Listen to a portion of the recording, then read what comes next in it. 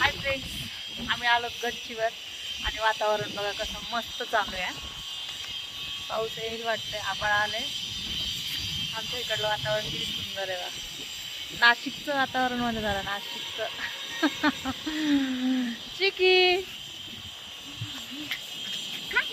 हाय बोल. भैया हाय बोल. हाय. कसं रोज लावायचं आवडवायला.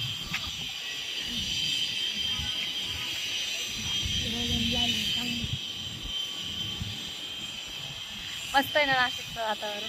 खूप थंड असतं, फक्त थोडं उन्हाळ्यात थोडंसं हे होतं. बाकी पावसाळा आणि थंडी तर एकदम मस्त.